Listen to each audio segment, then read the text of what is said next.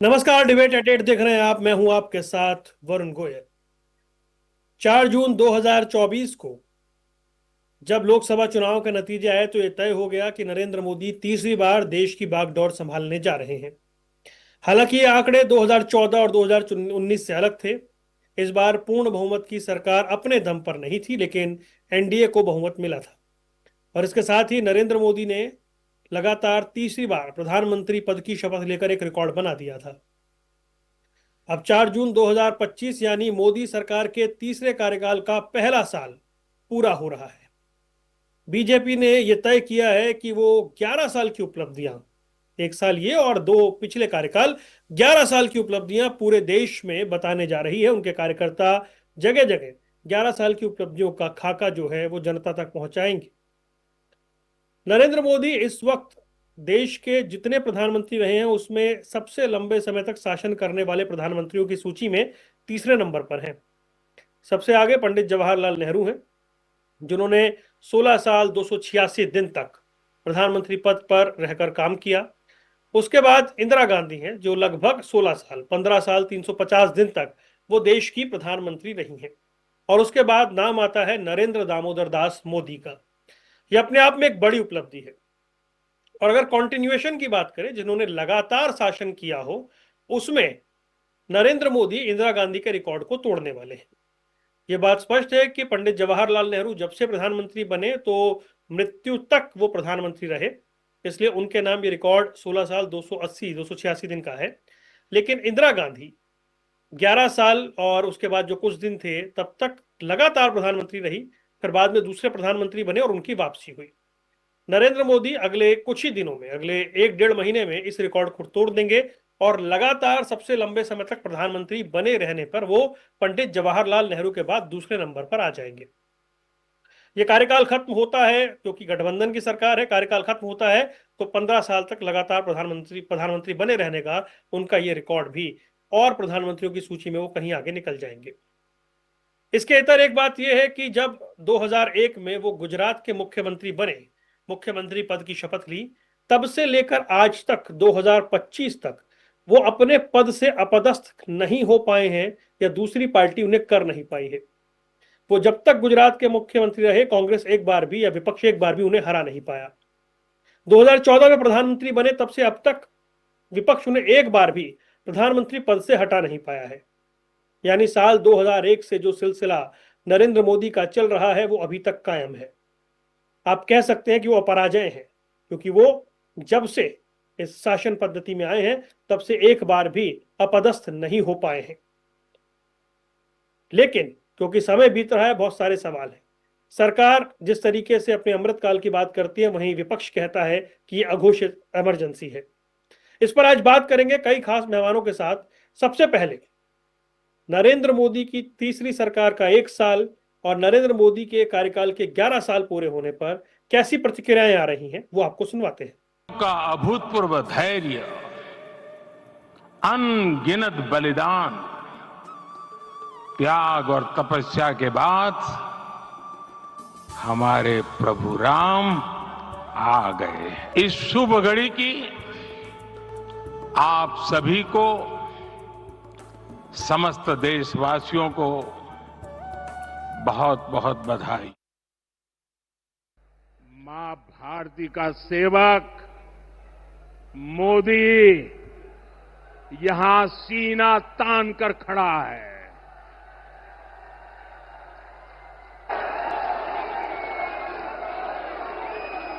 मोदी का दिमाग ठंडा है, ठंडा रहता है, लेकिन मोदी का लहू गर्म होता है।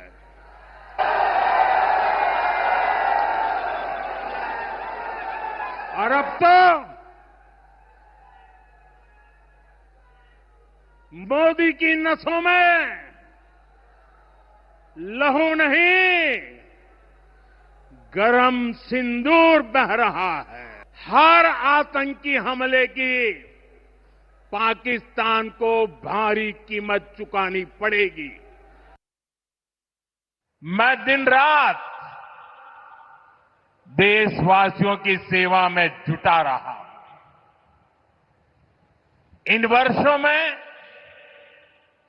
देश ने वो फैसले लिए जो अकल्पनीय थे, अभूतपूर्व है।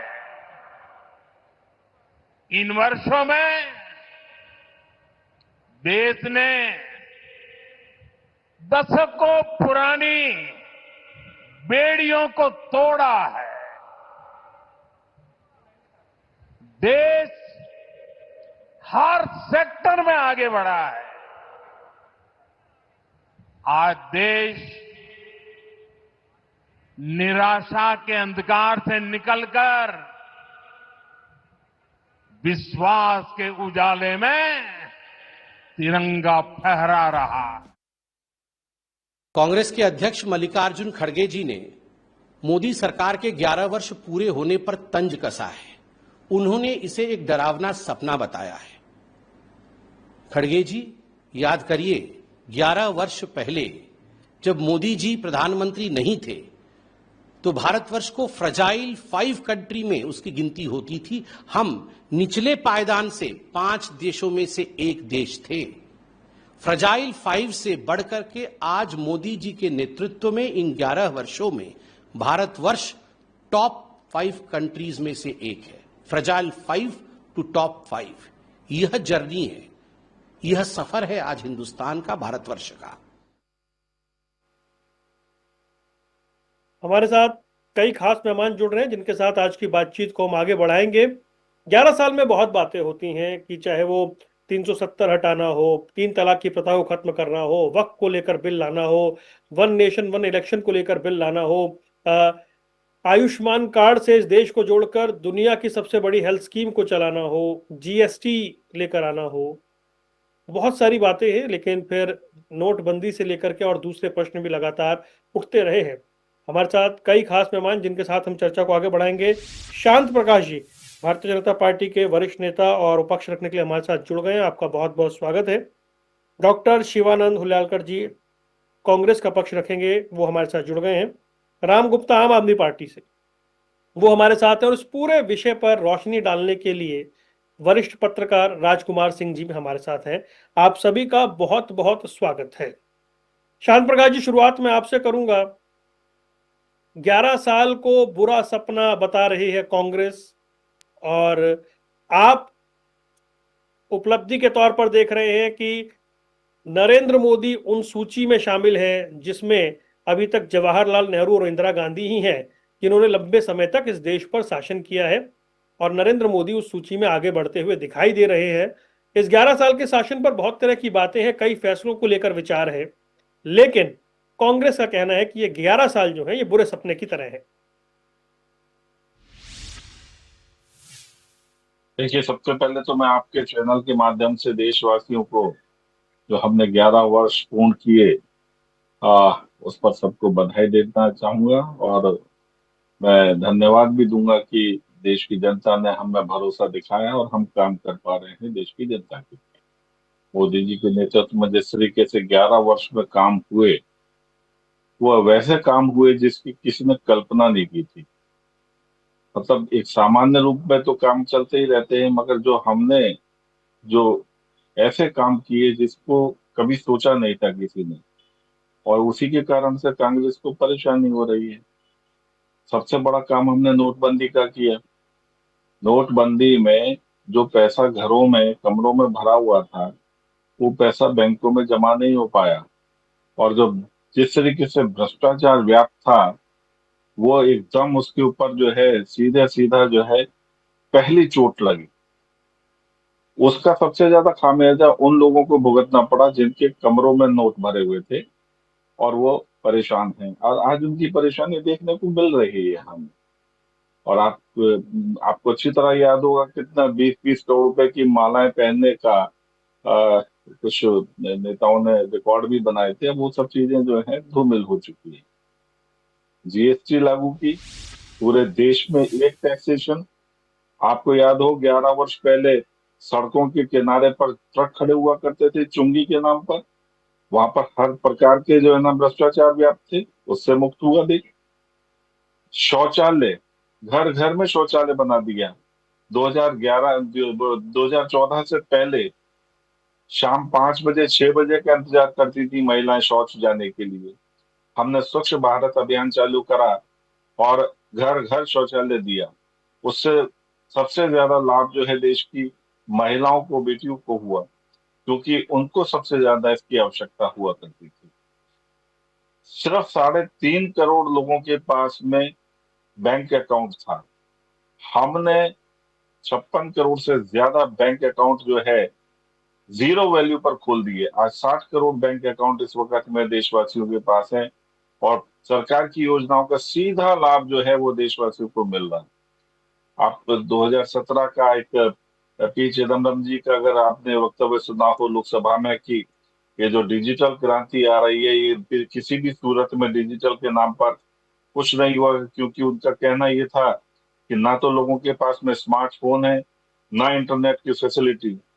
मगर मोदी जी के दृढ़ संकल्प ने आज वो स्थिति पैदा कर दी है कि आज हर व्यक्ति, हर इंसान आप तो वो खैर बड़ी डिजिटल बड़ी बातें कर ट्रांजेक्शन रहे हैं, जो है वो लेकिन कांग्रेस कहती है आर्थिक असमानता जो है वो बढ़ गई है। 80 करोड़ लोग आपके राशन पर निर्भर हैं, तो आपने ऐसा क्या बदल दिया अगर उनको आज भी राशन पर वो उनकी डिपेंडेंसी जो है वो बढ़ी हुई है, और अमीर और गरीब के बीच में जो खाई है वो बढ़ गई है। इस तरह के आरोप जो है, रोजगार, इन मुद्दों पर लगातार कांग्रेस विपक्ष आपको घेर रहा है। आपको लगता है कि इसमें बहुत सुधार की गुंजाइश है अभी? देखिए वरुण जी, एक बात मैं कहूंगा, सरकार की कोई भी सरकार हो, रोटी, कपड़ा और मकान, इन 3 चीजों की जो मूल रूप से जो जिम्मेवारी है वो हम्म। सरकार की है। ये प्राकृतिक रूप से अगर हम पैदा होते हैं ना, तब भी हम इन्हीं 3 चीजों के पीछे ही अपना जीवन का संरक्षण हम्म। देखते हैं। और सरकार यदि उन सब चीजों में अपना रोल अदा कर रही है, जिनके पास मकान नहीं है उनको मकान दे रही है, और भोजन की गारंटी, देखिए हर समय मैं स्वस्थ रहूंगा या हर समय मुझे रोजगार मिलेगा, ये सुनिश्चित नहीं है। हम्म। मगर मेरी सरकार मुझे खाना पहुंचा रही है, ये सुनिश्चित है। इसलिए हम्म। ठीक है, रोजगार होना चाहिए, मगर रोजगार के साथ साथ मुझे मेरे खाने की गारंटी भी तो हम्म। चाहिए ना, और वो सरकार हम्म। मुझे दे रही है। 2007 में हम्म। भुखमरी के मैंने ऐसे केसेस देखे कि 3 साल की बच्ची के पेट को भी जब पोस्टमार्टम किया गया तो उसमें एक अन्न का दाना नहीं था। आज वो स्थिति नहीं है। आज हर घर में हर व्यक्ति को राशन मिल रहा है, और उसका वो लाभ जो है, आप सही मायने में उस परिवार को देखें जिसके घर में अचानक कभी मेहमान पहुंचता था और वो पड़ोसी के यहाँ जाकर के राशन लेने के लिए मजबूर होते थे। आज उस चीज से मुक्त है देश की जनता, देश के तमाम परिवार। तो राशन हो गया। राशन इसलिए दिया जा रहा है, 80 करोड़ गरीब हैं इसलिए नहीं, हमारी जिम्मेवारी है लोगों तक, सभी लोगों तक जो है राशन पहुंचे, ताकि वो पूरी तरीके से ठीक है। सुनिश्चित रहे, किसी के ऊपर आश्रित ना रहे। ठीक है सर, मैं आपके पास लौटता हूँ, फिर और बात करेंगे, और मेहमानों के पास चलते हैं। डॉक्टर शिवानंद जी, एक सच्चाई ये है कि 2014 से 2025 आ गया, नरेंद्र मोदी ही देश के प्रधानमंत्री हैं। उनके पास अगले और 4 साल का मैंडेट बना हुआ है, और वो लगातार सरकार में भी हैं, और तमाम प्रयासों के बावजूद कांग्रेस फिलहाल उन्हें अपदस्थ नहीं कर पाई है। अब 11 साल की उपलब्धियां तो वो बता ही रहे हैं।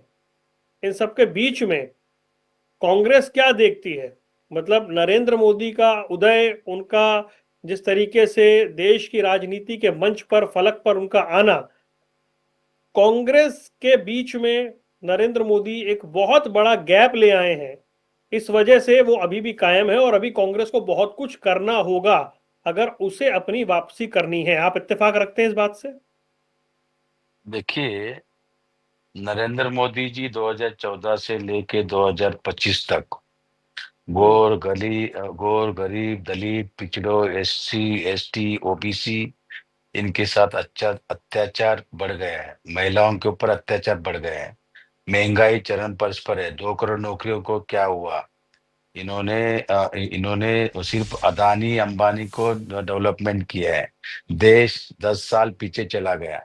नरेंद्र मोदी जी को कोई लेना देना नहीं है देश को। सिर्फ 10 लाख का सूट डालना है। आज का आगा इटली, आज का आगा पाकिस्तान। पाकिस्तान में बिन बुलाए जाके बिरयानी खाने वाला हमारा पंतप्रधान नरेंद्र मोदी जी अभी अभी बिहार प्रचार करने जा रहे हैं कि नरेंद्र मोदी जी प्राइम मिनिस्टर मेरा भी है, मैं सम्मान करता हूं, लेकिन कमल का फूल लगा के प्रचार कर रहे हैं। ये कौन सा डॉक्टर बाबा साहब अम्बेडकर संविधान में है क्या ये? हाँ, देश के पंतप्रधान नरेंद्र मोदी जी प्राइम मिनिस्टर का सब सुविधा लेके चल रही है। आज भी वो मंथली उनको सैलरी मिलता है, उनको बजट मिलता है। अरबों करोड़ों रुपए की गाड़ी लेके मर्सिडीज में एक बाहर से जर्मनी से मंगा के उस गाड़ी से घूमते हैं। क्या गोर गरीब दलित पिछड़ों कितना किसका अच्छा किया है? नोटबंदी लेके आया, उधर ही सबको परेशान कर दिया, कितने लोग मर गए। लाइन पे खड़ा खड़ा कर दे, खुद को माँ को भी लाइन पे खड़ा किया। शर्म आना चाहिए देश के पंतप्रधान नरेंद्र मोदी जी। मेरे को दुख होता है सुन के, क्योंकि मैं भी एक, देखिए, सशक्त भारत के मैं भी एक कार्यकर्ता हूँ और एक इंसान हूँ।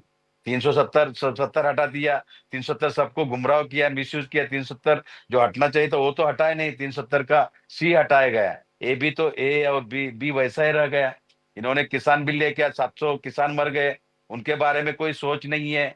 आप देखिए, कहीं भी जॉब जॉब जॉब चले जा रहे हैं, किसको भी डेवलपमेंट ने महंगाई चरम पर है। जीएसटी गब्बर सिंह टैक्स लगाया है, किसका अच्छा हुआ है? कि अडानी अंबानी, आप सब एयरपोर्ट अदानी को दे दिया, पोर्ट अडानी को दिया, एक्सपोर्ट इन पर कुछ भी नहीं किया। एक्सपोर्ट इन पर क्या किया? चाइना आके इधर 90 किलोमीटर कब्जा करके बैठा है, उधर नरेंद्र मोदी जाके साइन कर लिया। ये चल रही है, क्या कर रहे हैं? जाके अमेरिका में जाके डोनाल्ड ट्रंप के, मैं, मेरा यार है, दोस्त है, बोलना, गला भेंट करता था पहला। अब डोनाल्ड ट्रंप ही मोदी साहब के पीछे पड़े। पूरा 140 करोड़ जनता का अपमान हुआ है। सीज फायर करने के लिए डोनाल्ड ट्रंप ने पहलगाम में अटैक हुआ, उड़ी में देखिए, पठानकोट देखिए, पार्लियामेंट हाउस में अटैक हुआ। जब से नरेंद्र मोदी जी प्राइम मिनिस्टर बने, पूरा ये देश पार्लियामेंट वाला तो सत्यानाश। आप पीछे चले गए बहुत। कुंभ मेला हुआ, मैं भी एक हिंदू हूं, मैं भी एक सनातन, मैं भी हिंदू ब्राह्मण हूँ। कुंभ मेला में 3,000 लोग मरे, उसका जिम्मेदारी लेके नरेंद्र मोदी जी नहीं नहीं, ये रिजाइन देना तीन चाहिए। हजार का आंकड़ा ऐसे मत दीजिए ना, मतलब आप बड़े सीनियर आदमी हैं, ऐसे चैनल पे बैठ के आप कहेंगे 3,000, तो ये नहीं ना, आप फैक्ट पे बात रखिए। देखिए, कुंभ मेला में इन्होंने छुपाया है, सच्चाई सामने बताइए ना, डरने की हाँ, क्या नहीं तो बात है? वो सर, वो आप सामने लाइए। आप ऐसे टीवी पे कहेंगे 3,000 लोग, तो फिर ये ऐसा लगेगा कि अतिशयोक्ति है, गंभीरता खत्म हो जाएगी बात की। 10 साल में, 11 साल में कितना हिंदुओं को नौकरी दिया बताइए? हाँ, हम्म। मैं भी एक हिंदू हूँ, किसका डेवलपमेंट हुआ? अदानी अंबानी। ठीक। अब वक्फ बोर्ड के जमीन पे आज अब अंबानी का एंटीला पैलेस है, नरेंद्र मोदी जी के पास गट्स है ना, अमित शाह जी के गिराइए। ये सब जुमराव नहीं करना, तो जब जो ईवीएम। राजस्थान में आपकी सरकार थी, हिमाचल तेलंगाना में आपकी सरकार, वो अडानी के साथ समझौता करती है, तो वो जस्टिफाइड कैसे हो जाता है? देखिए, मेरे को बोलने दीजिए। आज सुप्रीम कोर्ट चीफ जस्टिस को, जब इलेक्शन कमीशन को जब नियुक्त करना था, सीजे सुप्रीम कोर्ट को हटा दिया।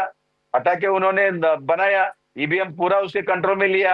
आज भी हम महाराष्ट्र में इलेक्शन हुआ, ब्लैक एंड व्हाइट वोटिंग हो गया, एक ही बिल्डिंग में 7,000 वोटिंग हुआ, 7,000। आज भी हम न्याय न्याय मांग रहे, 2-3 खुद इलेक्शन कमीशन के पास, पवन खेड़ा जी, अभिषेक मनु सिंघवी जी, कपिल सिब्बल जी, मैं खुद हम्म। और हमारा नेता नाना पटोले जी, हम जाके हमने हम्म। मांग किया, आज तक नहीं दे रहे। प्रॉब्लम क्या है हम्म। इनको? सच्चाई हम्म। बताइए ना। मतदार, और वो भी 5 साल में 70 लाख वोटिंग कभी नहीं बढ़ाया सर जी। हम्म। इन्होंने 4 मंथ के अंदर महाराष्ट्र में 72 लाख वोटिंग हम्म। बढ़ाया। 5 बजे बताता है कि 58%, रात को 11:30 बजे बताता है 62%, दूसरा दिन 3:30 बजे बताता है 68%। ये क्या चल रहा है? कहाँ है डॉक्टर हम्म। बाबा साहब अम्बेडकर संविधान? संविधान का बार बार हत्या हो रहे, संविधान का अपमान कर रहे। इनका ही नेता, बीजेपी का एक नेता अनंत हेगड़े कर्नाटक का, बोला था 400 पार हम संविधान बदलेंगे। ये संविधान संविधान किसी का मसला नहीं है। राम ने तो सबक सिखा दिया। मैं खुद विश्व गुरु हूँ, युवा युवती को क्या मैसेज दिया? 11 साल में पूरा देश बर्बाद किया युवा युवतियों को। मैं राम को लाया, ठीक है। राम को नरेंद्र मोदी लाता है क्या? राम मेरा भी है, आपका भी है। ठीक है ये चाल शिवानंद पे जी, बैठे सब, ठीक है, मैं आता हूँ ना आपके पास, फिर राम आता ने हूँ। सबक सिखाया। फिर तेरह आऊंगा हजार और एकड़ बात करते हैं, जमीन, फिर मैं लौटूंगा 18,000 आपके पास। एकड़ जमीन राजकुमार सिंह जी के उन्होंने। पास चल रहे हैं। राजकुमार जी, एक तथ्य यह है कि नरेंद्र मोदी गुजरात के मुख्यमंत्री से लेकर देश के प्रधानमंत्री तक कभी भी अपदस्थ नहीं हो पाए हैं, हट नहीं पाए हैं। खैर राजनीति बड़ी वो एक सामान्य सी बात है, जो अपने आप को बड़े बड़े दिग्गज हैं उनके साथ भी वो रहा है। उस रणनीति में उस लिहाज से नरेंद्र मोदी की उपलब्धि ये कि वो चुनाव को जिस तरीके से लेते हैं या वो बने रहते हैं। दूसरा, चुनौतियां अभी बहुत उनके सामने भी हैं। आपका मूल्यांकन क्या है नरेंद्र मोदी की 2001 से अब तक की इस यात्रा पर? देखिए वरुण जी, अगर अब 2001 से बात करें तो नरेंद्र मोदी की सबसे बड़ी भूमिका ये है कि गुजरात में उन्होंने बीजेपी को लगभग अजेय बना दिया है। उससे पहले सत्ता में थी लेकिन अजेय नहीं समझी जाती थी। अब आप गुजरात में बीजेपी को लगभग अजेय मान सकते हैं। और राष्ट्रीय स्तर पर बात करें तो 2014, 2004 और 2009 दो चुनाव लगातार हारने के बाद बीजेपी लगभग हताशा की स्थिति में थी। बल्कि 2009 में तो और 2 सीटें कम हो गई थी। 2004 में मेरा ख्याल है 118 सीटें थी और जब लाल कृष्ण आडवाणी के नेतृत्व में चुनाव लड़ा, उनको प्रधानमंत्री का चेहरा बनाकर, तो 116 सीटें रह गई थी। तो उस हताश और निराश बीजेपी को 2014 में 30 साल के लंबे अंतराल के बाद किसी एक दल को स्पष्ट बहुमत मिला था अपने दम पर। बीजेपी को 282 सीटें मिली और केंद्र में सत्ता हुई। तो बीजेपी का कहना चाहिए कायाकल्प करने में, हताश निराश बीजेपी को गुजरात से लेकर राष्ट्रीय स्तर तक अजेय बनाने में नरेंद्र मोदी की एक बहुत बड़ी भूमिका है। जाहिर है बीजेपी में अटल बिहारी वाजपेयी रहे हैं, लाल कृष्ण आडवाणी रहे हैं, मुरली मनोहर जोशी रहे हैं, कई बड़े नेता रहे हैं और जनसंघ की बात करें तो और भी लिस्ट बड़ी हो सकती है। लेकिन चुनावी राजनीति की दृष्टि से देखें तो नरेंद्र मोदी ने वो करिश्मा कर दिखाया बीजेपी के लिए जो शायद बीजेपी ने कभी कल्पना नहीं की हो। अब अगर कामकाज की बात करें तो मेरा ख्याल है कि 2014 से 19 के बीच उन्होंने जैसा कामकाज किया उस पर 2019 में देश के मतदाता अपनी मोहर लगा चुके हैं। जाहिर है मतदाताओं की उम्मीदों पर कसौटी पर खरा उतरा होगा, तभी उन्होंने और ज्यादा बहुमत दिया, 303 सीटें दी 2019 में। और 2024 में तीसरी बार अगर उनको मौका मिला, बेशक सीटें कम हो गई बीजेपी की, 240 रह गई और इस बार उसे कुछ नए सहयोगियों की मदद से सरकार का बहुमत का आंकड़ा बनाना पड़ा। लेकिन अगर तीसरी बार 240 सीटें भी मिली और सरकार बनी तो जाहिर है कि देश के ज्यादातर मतदाताओं ने उनके नेतृत्व और उनके कामकाज में विश्वास जताया। इतने बड़े फैसले हुए उसकी चर्चा आप लोग पहले भी कर चुके हैं, बाकी वक्ताओं ने भी की है, बीजेपी प्रवक्ता भी कर चुके हैं। मेरा ख्याल है कि अब हमको मतलब मैं ज्यादा फोकस करना चाहूंगा 11वें साल पर। 10 साल बहुत अच्छा काम किया इसलिए तीसरा मौका मिला। अगर चुनावी राजनीति को माने और लोकतंत्र की बात करें तो जनता का जो फैसला है वो सर्वमान्य होता है। 11वें साल की जो अभी तक की परफॉर्मेंस है, अगर 2014 की तारीख से देखें तो 26 मई को 11 साल पूरे हो गए। लेकिन अगर तीसरी पारी के शपथ ग्रहण से देखें तो अभी 9 जून को होंगे। लेकिन मोटे तौर पर 11वें साल के कामकाज की बात करें तो मैं उसको 2 अलग अलग हिस्सों में देखना चाहता हूँ। एक है राष्ट्रीय राजनीति के या आंतरिक कसौटियों के स्तर पर। संसद का पहला सत्र आपको याद होगा नए लोकसभा चुनाव के बाद पहली बार नरेंद्र मोदी सरकार रक्षात्मक नजर आई थी। क्योंकि जो नया गठबंधन बना था इंडिया के नाम से अपोजिशन का, उसने बेहतर प्रदर्शन किया अपने दोनों चुनावों के मुकाबले और बीजेपी को 240 पर रोक दिया। लेकिन उसके बाद दूसरा सत्र आप देख लें तो नरेंद्र मोदी सरकार पुराने आत्मविश्वास में आपको नजर आती है। तो संसदीय राजनीति की बात करें, संसद के परफॉर्मेंस की बात करें और चाहे उसमें कई महत्वपूर्ण विधेयक पारित कराने की बात करें, तो संसदीय राजनीति में नरेंद्र मोदी सरकार का प्रदर्शन 2024 के चुनाव में लगे झटके से उबर के फिर पुरानी रफ्तार में आपको नजर आता है। क्या इसके पीछे वजह राजकुमार जी हरियाणा, दिल्ली और महाराष्ट्र के नतीजे हैं जिसने 24 की हताशा से बीजेपी को उबार दिया?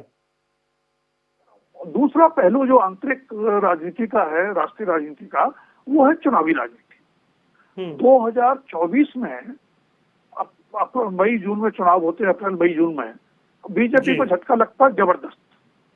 जिन राज्यों में जबरदस्त झटका लगता है उनमें भी चंद महीने बाद हुए विधानसभा चुनाव में, चाहे वो हरियाणा की बात कर लें, महाराष्ट्र की बात कर लें, जबरदस्त मार्जिन से बीजेपी जीतती है। महाराष्ट्र में तो लगभग एक तरफा चुनाव हुआ, और लोकसभा चुनाव के मद्देनजर देखें तो हरियाणा में भी लगभग एक तरफा कह सकते हैं आप उसको। और फिर 2025 में फरवरी में जब दिल्ली में चुनाव होता है तो 27 साल बाद बहुत कम लोग होंगे जिनको उम्मीद होगी कि बीजेपी दिल्ली की सत्ता से अरविंद केजरीवाल की पार्टी को हटा के वापसी कर सकती है, वो किया। तो संसदीय राजनीति में और चुनावी राजनीति में इस 11वें साल में नरेंद्र मोदी के नेतृत्व में बीजेपी ने, और कह सकते हैं उनकी सरकार ने, अपने कामकाज के जरिए बहुत अच्छा प्रदर्शन किया है। लेकिन अब मैं दूसरे पहलू की बात करता हूँ।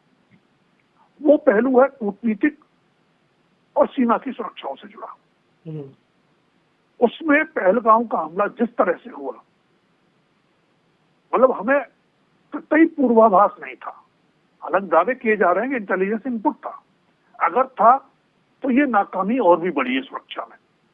जी, पाकिस्तान प्रायोजित आतंकवादी आते हैं और हमारी सुरक्षा चूक का लाभ उठा करके हमारे 26 पर्यटकों की हत्या करके चले जाते हैं।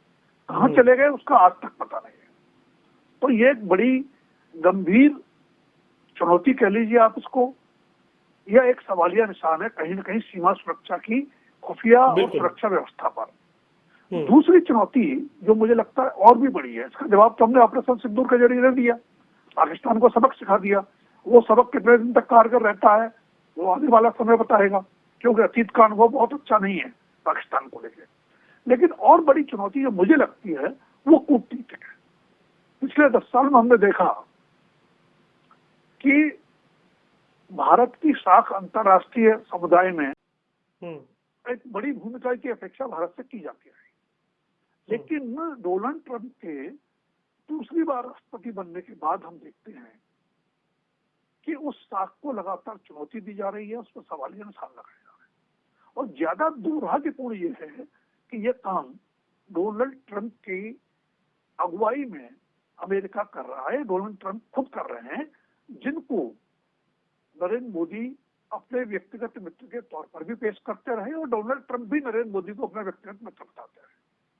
डोनाल्ड ट्रंप 20 जनवरी को दूसरी बार राष्ट्रपति बनते हैं और उसके बाद टैरिफ से लेकर के तमाम तरह तरीके अपनाते हुए भारत को कॉर्नर करने की कोशिश करते हैं, उसकी घेराबंदी करने की कोशिश करते हैं। जी, पाकिस्तान के साथ जो सैन्य टकराव हुआ उसमें भी डोनाल्ड ट्रंप ने अपनी चौधराहट दिखाने की गुंजाइश ढूंढ ली। उन्होंने हमसे पहले सोशल मीडिया प्लेटफॉर्म पर ये दावा कर दिया कि मैंने व्यापार रोकने की धमकी दी और भारत पाकिस्तान दोनों संघर्ष विराम के लिए राजी हो गए। और भी ज्यादा चिंता की और आपत्तिजनक बात यह है कि डोनाल्ड ट्रंप पाकिस्तान और भारत को एक श्रेणी में रखने की कोशिश कर रहा है। जी, भारत दुनिया का सबसे बड़ा लोकतंत्र है, 5वीं बड़ी अर्थव्यवस्था है, 4थी बनने की ओर है, और पाकिस्तान आतंकवाद की सबसे बड़ी नर्सरी है, खस्ता हाल अर्थव्यवस्था वाला देश है। वो दोनों को महान बताते हैं, नरेंद्र मोदी और नवाज शरीफ दोनों को अपना दोस्त बताते हैं। तो ये मुझे लगता है कि कहीं न कहीं कूटनीतिक मोर्चे पर 11वें साल में नरेंद्र मोदी सरकार के सामने ऐसी चुनौतियां पेश आने वाली हैं या अभी तक आई हैं जिनका जल्दी समाधान मुझे नहीं लगता कि होने वाला है। वो बहुत बड़ी परीक्षा आने वाले 4 सालों के लिए होने वाली है। ठीक है राजकुमार जी, बड़े विस्तार से आपने सारे विषयों को बताया। राम गुप्ता को शामिल करते हैं। राम गुप्ता, 11वें साल में सरकार और उसके बाद महाराष्ट्र, दिल्ली, हरियाणा में चुनावी विजय, नरेंद्र मोदी का जो काफिला है वो बढ़ रहा है, राज्यों की संख्या बढ़ रही है, और एक विपक्ष के तौर पे आप देखते किस तरीके से है कि ठीक है, जैसे अभी बहुत सारे डॉक्टर साहब ने जो आरोप लगाए या कमियां गिनवाई सरकार की, उसके इतर एक पहलू ये है कि बीजेपी बहुत मजबूत है नरेंद्र मोदी के नेतृत्व में। वरुण जी, सबसे पहले तो आपकी जनता टीवी के सभी दर्शकों को आम आदमी पार्टी की तरफ से राम गुप्ता का राम राम। मैं सब सिलसिलेवार आपको कुछ पॉइंट बताऊंगा। जैसा कि मैं सभी वरिष्ठ प्रवक्ताओं को मैं सुन रहा था, और अभी जो वरिष्ठ पत्रकार हैं राजकुमार जी, उनको भी बड़ी ध्यान से सुना। तो मैं शुरुआत करता हूं। आर्थिक मोर्चे की जो विफलता है, वो 5 विफलताएं हैं जिन पर आपके सभी दर्शकों का ध्यान आकर्षण होना चाहिए। महंगाई, 30 साल, जो 30 साल पहले महंगाई का दर था, उस महंगाई दर को 2022 में, हमारी ये थोक महंगाई की बात कर रहा हूं, 2022 में जो थोक महंगाई थी वो 15.08% पहुंची, और वो अभी भी अपना एवरेज मेंटेन किए हुए। ये ऐतिहासिक है, जो 30 साल के सबसे ज्यादा स्तर को छूने वाला। रोजगार संकट, जब आए थे नरेंद्र मोदी जी 2014 में, तो 2 करोड़ नौकरियों का वादा किया था, पर 11 साल बाद जब हम गुणा भाग लगाते हैं तो पता चलता है, ये सरकारी आंकड़े हैं सर, इसमें मैं कोई लाग लपेट कोई झूठ नहीं बोल रहा हूं, ना मैं अपनी तरफ से बना रहा हूं। 12.5 करोड़ नौकरियों को खात्मा कर दिया गया। तीसरा पॉइंट, आर्थिक असमानता। सिर्फ कुछ पूंजीपतियों को फायदा पहुंचाने के अलावा 90% की आमदनी इस कदर घटी है कि आज वो सिर्फ अपनी रोजमर्रा की जरूरतों को पूरा करने के अतिरिक्त कोई भी सामान नहीं खरीद सकते। कर्ज का बोझ, राष्ट्रीय कर्ज, जब प्रधानमंत्री नरेंद्र मोदी जी 2014 में शपथ लेते हैं, तब लगभग जो है 55 लाख करोड़ रुपए का था। आज वो कर्ज जो है 205 लाख करोड़ पहुंचा दिया है नरेंद्र मोदी जी ने। अभी मैं सुन रहा था, भारतीय जनता पार्टी के हमारे जो वरिष्ठ प्रवक्ता हैं शांत प्रकाश जी, वो नोटबंदी का बड़ा गुणगान कर रहे थे, लेकिन वो ये बताना भूल गए कि 50 लाख से ज्यादा नौकरियां गई हैं। छोटे बिजनेस तबाह हुए हैं इसी नोटबंदी की मार की वजह से। अब आते हैं कृषि क्षेत्र में जो असफलताएं हुई हैं। किसानों की आय दोगुनी करने का वादा करके आए थे, आज सिर्फ किसानों की आय 2.8% सालाना की दर से वृद्धि कर रही है, इसके अलावा नहीं कर रही। यानी दोगुनी आय करने का वादा किया था और कहा था छाती ठोक करके कि 2022 आते आते किसानों की आय दोगुनी हो जाएगी। लेकिन ये आज 11 साल बाद जब मैं बैठता हूं और उसका पूरा इंडेक्स दर तैयार करता हूं, तो पता चलता है 2.8% की सालाना दर की वृद्धि हो रही है। अब आप सोचिएगा, एमएसपी में मामूली बढ़ोतरी, यूपीए के मुकाबले बहुत कम वृद्धि हुई है। यूपीए की सरकार को अगर मैं देखूं, हालांकि वो भी हमारे विपक्षी है, लेकिन मैं यूपीए की तारीफ इसलिए कर रहा हूं क्योंकि मनमोहन सरकार में जो एमएसपी का था, उस एमएसपी से भी इसको डाउन कर दिया गया है। कृषि कानूनों का विरोध, जबरदस्त विरोध के बाद इन्होंने कानून वापस, जो 3 कृषि काले कानून बनाए गए थे, उनको इन्होंने वापस किया। इसके बाद आ जाते हैं इन 11 सालों में जिस प्रकार से संवैधानिक संस्थाओं और प्रतिष्ठानों का दुरुपयोग किया गया, चाहे वो सीबीआई, ईडी का राजनीतिक इस्तेमाल करने का हो, जिसमें विपक्ष को डराने का जरिया बनाया गया। अभी ईडी के बहुत बड़े जो है अधिकारी को इन्हीं की एजेंसी सीबीआई ने गिरफ्तार किया है। 20 करोड़ की उगाही थी, 5 करोड़ रुपए रंगे हाथों पकड़ा गया। चुनावी बॉन्ड का तो पता ही है कि जो है सुप्रीम कोर्ट ने किस प्रकार फटकार लगाते हुए उसको पकड़ा गया, तो अच्छी बात है ना, वो पकड़ा गया। मीडिया, अब आते हैं मीडिया का। मीडिया किस कदर हमारे देश की मीडिया दबाव में। मैं क्या कह रहा हूँ भाई साहब, वो ईडी का अधिकारी पकड़ा गया तो अच्छी बात है ना, पकड़ा गया वो 165 पे पहुंच गई जी। वरुण जी कुछ सवाल पूछा आपने? मैं कह रहा हूँ वो जो ईडी का अधिकारी पकड़ा गया तो अच्छी बात है ना, पकड़ा गया। बिल्कुल हाँ, लेकिन उन्होंने कहा था कि कुछ खाऊंगा ना खाने दूंगा वाला कॉन्सेप्ट वहां पर। तो मैं भाई उस साहब, विषय आपका पे, भी तो विधायक पंजाब में आप लोगों ने पकड़वाया है।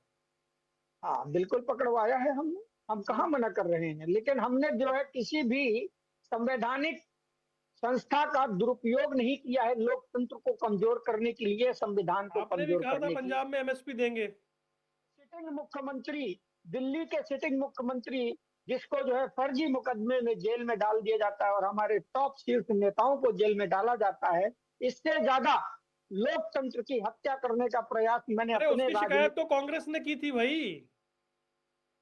का जीवन जब जिया आपके 15 नेता जिस मामले में जेल गए राम भाई, उसकी शिकायत तो कांग्रेस ने की थी ना, लिखित में, बकायदा कमिश्नर को चिट्ठी लिखकर।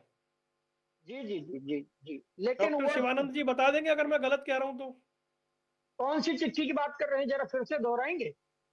जो जो जिस लिकर वाले मामले की, शराब वाले मामले की आप बात कर रहे हैं, उसकी पहली शिकायत ही कांग्रेस ने दी थी भाई। जी ठीक है, तभी तो उनको इनाम दिया है ना कांग्रेस ने, भारतीय जनता पार्टी को इस बार। खैर, अब आते हैं महत्वपूर्ण मुद्दे पर, चाहे वो सीईए हो, एनआरसी का विवाद हो, अल्पसंख्यकों के जो खिलाफ नीति का जो कानून बनाए जा रहे हैं, हमारे देश को जो है गाय के नाम पे हिंसा में लिंचिंग हो रही है, सांप्रदायिक जो उन्माद फैलाया गया, मणिपुर हिंसा 2023 की हिंसा पर सरकार पूरी तरह से विफल रही। आप इसके बाद आ जाइए राष्ट्रीय सुरक्षा को लेकर के, जिस प्रकार से चीन की घुसपैठ, चाहे वो गलवान समेत कई इलाकों में जो है कब्जे का आरोप लगाया जा रहा है, आतंकी हमले कितने हो गए, उरी, पठानकोट, पुलवामा जैसी, अभी अभी वर्तमान में जो है हमारा जो है पहलगाम में हमारे एम्प्लॉयज प्रोविडेंट फंड की, यानी 27 करोड़ लोगों को रोजगार मिला है और उनका ईपीएफ कट रहा है, ये ऑफिशियल है। दूसरा, अभी हमारे रजिस्ट्रेशन में मतलब रोजगार, तो फिर तो आपने 2.5 करोड़ कर दिया मामला ये। क्या कह रहे हैं? नहीं, अगर 27 करोड़ को रोजगार मिला है, यानी आप 2.5 करोड़ को हर साल नौकरी दे गए एवरेज। हाँ बिल्कुल दिया, तभी तो दिया, तभी तो बोल के देखिए चैनल पे उससे पहले आपका 11 करोड़ नेता का थे नरेंद्र मोदी अमित 2014 शाह का से पहले। फेक नैरेटिव इनके वरुण समर्थन भाई में बीजेपी पर 2014 से बात कर पहले रहे हैं। 11 अरे करोड़ गलत थे बोल रहे हैं, ये और चैनल पे बैठ के 2014 के बाद दिखाइए में एक इस बार। वजन में जो अगर 10 साल पोजीशन 11 है, साल नरेंद्र मोदी अच्छा काम किया, उद्धव गुट शिवसेना क्यों तोड़ा, शरद पवार एनसीपी गुट क्यों तोड़ा? आज बताइए, सीबीआई, ईडी, प्रकाश इनकम जी, टैक्स, आपने बीजेपी का 27 टेस्ट करोड़ ट्यूब भी बना है, रोजगार देने का मणिपुर चल आपने रहा अभी है। जो मैं टीवी पे माध्यम बैठ के चैनल के झूठा माध्यम से चैनल को मैं ध्यान बयान नहीं, से अब दिया उसके बोलता हूँ, है, बारे में चैनल के बोलिएगा, माध्यम एक से मिनट मैंने करके आवाज प्लीज। उठाई। आप लोगों ने इतने सवाल रेस किए, जवाब तो ले लूं मैं। छपने के बाद मैंने सवाल नरेंद्र पूछा, मोदी मुझे अब अमित शाह जवाब ने लेने दीजिए प्लीज, फिर आऊंगा ना मैं आपके पास। एक मिनट रुकिए, बोलिए शांत प्रकाश जी। पहले हाँ पहले 11 करोड़ जो है प्रोविडेंट फंड के जो उसमें दर्ज थे, लोगों के नाम पंजीकरण थे, अभी वो 27 करोड़ हो चुके हैं। तो इस वक्त जो संख्या बढ़ी है वो लगभग 11 करोड़ और ये 27 करोड़ का जो डिफरेंस है, इतनी संख्या ईपीएफ के उसमें दर्ज हुआ है। ये कर्मचारियों का है। इसके अलावा जो सीनियर लेवल पर जो ज्वाइनिंग है वो अलग है, स्टार्टअप प्रोग्राम है वो बिल्कुल अलग है। तो इस तरीके से सब चीजें, देश का इतना बड़ा इंफ्रास्ट्रक्चर, सड़कें बन रही हैं, हाईवे पुल बन रहे हैं, इसको काम करने के लिए भी कहीं ना कहीं से सप्लायर भी आ रहे हैं, कंट्रैक्टर्स भी आ रहे हैं, और वहां पर जो है श्रमिक भी लग रहे हैं। ये सब रोजगार से जुड़ रहे हैं और वो आत्मनिर्भर भारत में आत्मनिर्भरता के साथ में इसमें प्रगति में अपना सहयोग दे रहे हैं। ठीक इसी तरीके से इन्होंने बात कही महंगाई दर की। 4.8 महंगाई दर इस वक्त में है, और मैं समझता हूँ कि सबसे कम इस वक्त में पोजीशन जो है कि हमारी जो महंगाई दर है सबसे ज्यादा कंट्रोल है। और किसी भी सूरत में जो ये जो बातें कहते हैं कि महंगाई बढ़ रही है, आंकड़ों के सांप्रदायिक हिसाब से। माहौल आपने बना दिया है देश में, ये आरोप लगा रहे हैं विरोधी।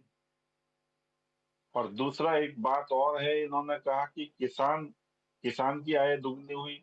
2014 से पहले एमएसपी जो है गेहूं का जो एमएसपी वो 13-13.5 रुपए था, और आज ये साल उसका बैठ के एमएसपी 3 का करोड़ जो की नौकरी रेट की है बात कर रहे हैं। वो 25 और अरे 26 शर्म आना रुपए के चाहिए बीच में बीजेपी है। आरजेडी को, इसे झूठ कहते मत हैं बोलिए। डबल हुई है कैलकुलेशन किया जाता हमारे है जो है एमएसपी किसानों को। की।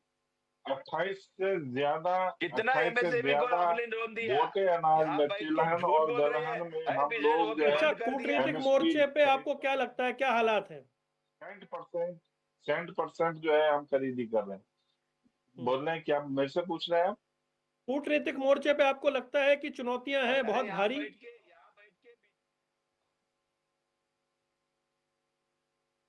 मैं समझ नहीं पाया, आप दोबारा बोलें। कूटनीतिक मोर्चा जो है हमारा, विदेश नीति जो है, उस पे क्या बहुत चुनौतियां बढ़ गई हैं? देखिए, विदेश नीति में भी हमारा ऑपरेशन सिंदूर है जब हुआ, और हमने आतंकवाद के ऊपर जिस तरीके से करी, हमारे सैनिकों ने बहुत शानदार तरीके से जो आतंकवादी जो ऑब्जेक्ट्स थे उनको धराशायी किया पाकिस्तान में। और अगले दिन 2 दिन बाद जो है उसके जो एयरबेस भी हमने जब डैमेज किए, तो पूरी दुनिया में हम लोगों का विरोध नहीं हुआ, भारत का विरोध नहीं हुआ। विरोध ना होना किसी मुल्क का ये साबित करता है कि वो सब लोग हमारे पक्ष में हैं। केवल तुर्की और अजरबैजान जो दो देश हैं उन्होंने विरोध किया, और तुर्की जहां पर ये कांग्रेस का दफ्तर है, ये उसके कारण से ये लोग भी हमारे यहाँ पर विरोध कर रहे हैं। तो तुर्की के तार सीधा सीधा कांग्रेस से जुड़े हुए हैं। उधर तुर्की ने हमारा विरोध किया और नहीं, यहाँ ये तो पर एक सामान्य सी बात हो सकती है ना, इसको तो खैर ओवरसीज तो मामला कहीं भी हो सकता है। डॉक्टर शिवानंद जी, एक मुझे बात बताइएगा, ये आपने जो अभी पहले बार में खूब कमियां गिनवाई सरकार की, उसके बावजूद एक तथ्य तो ये है कि आप हरा नहीं पा रहे हैं, और हरियाणा, दिल्ली और महाराष्ट्र के बाद बीजेपी का कॉन्फिडेंस बहुत हाई हो गया है। जो लग रहा था कि पूर्ण बहुमत की सरकार नहीं आई, आपने 240 पे रोक लिया। ये 3 राज्य जीतने के बाद बीजेपी वक्फ जैसा बिल भी राज्यसभा लोकसभा में पास करवा रही है, अपने सहयोगियों को भी साथ रख पा रही है। यानी बीजेपी ये दिखाने की कोशिश कर रही है कि 4 जून 2024 को जो हुआ वो एक तुक्का था कि सीटें कम हो गई, लेकिन इलेक्शन मैनेजमेंट में वो बहुत आगे हैं। इसीलिए जिस त्रिपुरा में उनका पार्षद नहीं होता था वहां दूसरी बार सरकार है, और दिल्ली में वो 8 से 48 पर पहुंच गए। देखिए, देश के पंतप्रधान नरेंद्र मोदी जी 2014 से लेके 2025 तक अग्निवीर योजना लाया है, नौकरी वो भी चला गया। जिस लड़के का शादी का टाइम है उस टाइम रिटायरमेंट दिया, कोई गारंटी नहीं दे रहे, कोई इंश्योरेंस नहीं है। और सर बैठ के इधर बीजेपी प्रवक्ता सर को मैं पूछना चाहता हूँ, 27 करोड़ नौकरी दिया बोल रहे, झूठ बोल रहे हैं। डॉक्यूमेंट दिखाइए। अगर अगर डॉक्यूमेंट नहीं दिखा, मैं सुप्रीम कोर्ट में, हाई कोर्ट में पेल डालूंगा मैं। झूठ मत बोलिए। जीएसटी चरम पर्च पर है, महंगाई चरम पर्च पर है। आप यहाँ बैठ के washing machine, Gujarat washing machine में सीबीआई, ईडी, इनकम टैक्स, आपके अरविंद केजरीवाल को सीबीआई, ईडी का डरा के धमका के आप लोगों ने उनको उनको अरेस्ट किया। झारखंड के सीएम साहब को सीबीआई, ईडी, इनकम टैक्स को करके अरेस्ट किया। डॉक्टर साहब, ये तो आपकी कंप्लेंट थी अरविंद केजरीवाल के खिलाफ।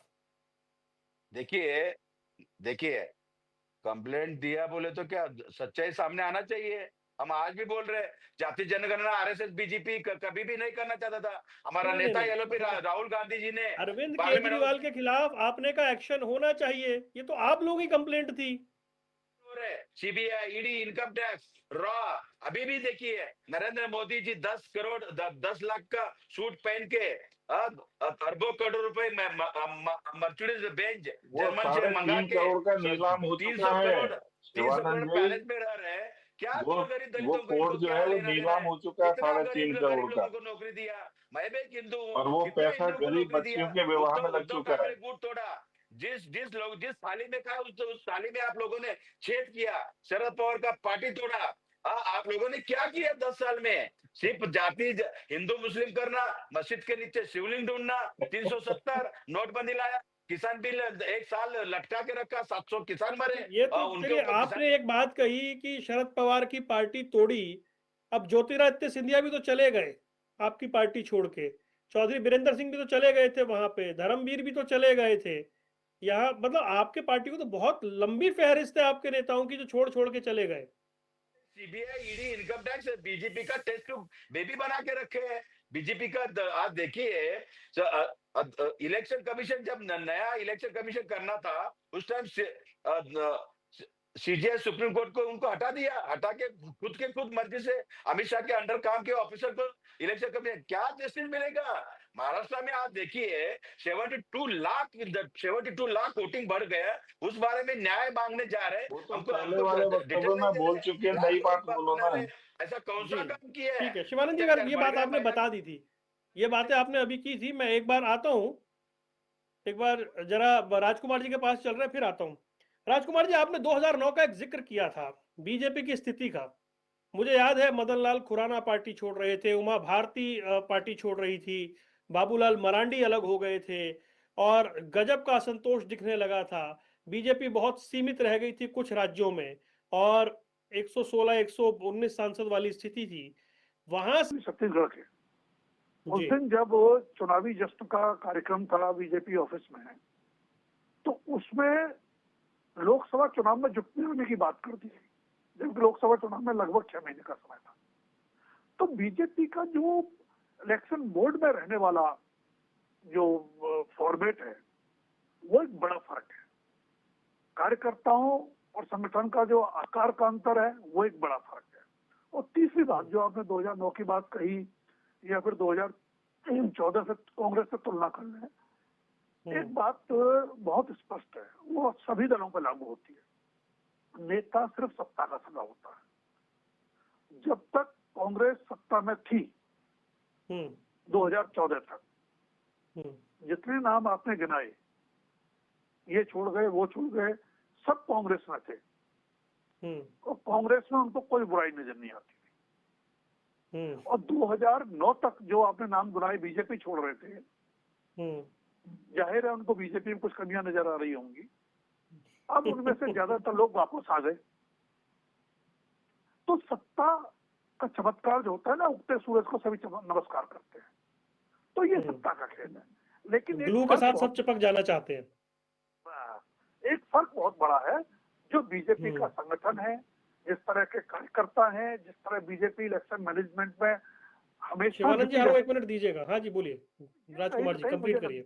बाकी दलों को भी कम से कम इलेक्शन मैनेजमेंट और कार्यकर्ताओं को लगातार सक्रिय रहने वाली जो भूमिका है, वो जरूर सीखना चाहिए बीजेपी से।